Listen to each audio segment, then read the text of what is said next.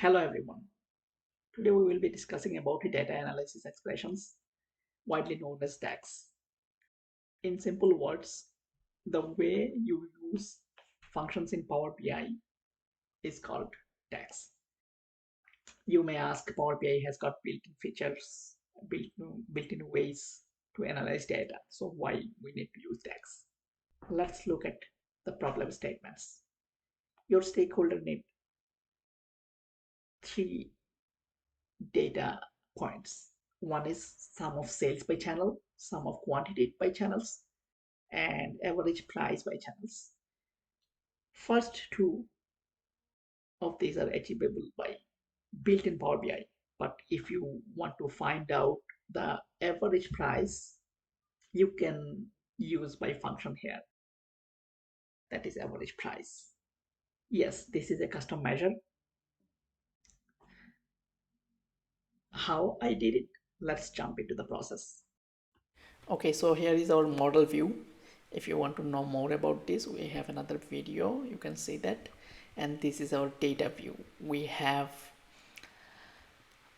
6 columns and we will be working on sales and quantity for each and every channel.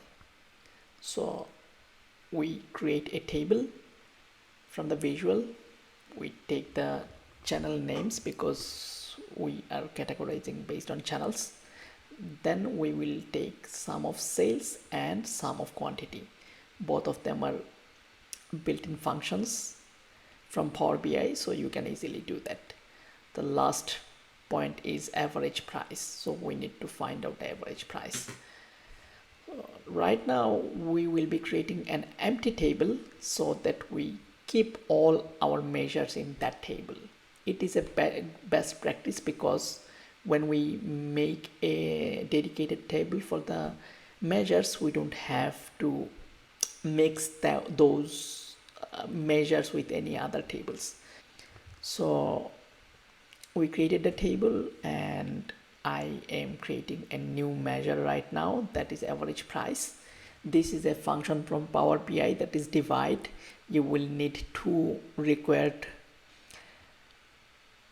values, that is numerator and denominator. So first one is going to be sum of sales and second was going to be sum of quantity, and when we divide both of them we get the average price. So in this average price we have multiple decimal points. We don't need it, we just need a basic idea, so we make the decimal points as 0. So you may ask, it is the same as getting the average of sales from the built-in function of Power BI, but it is not, because when you create the average of sales, the whole sales amount will be divided by the row number, but when you divide it by the row number, it does not give you the exact answer. You definitely need to divide it by the quantity, and quantity and row number are not the same. Thanks for watching. If you have any questions, please comment below and please subscribe my channel.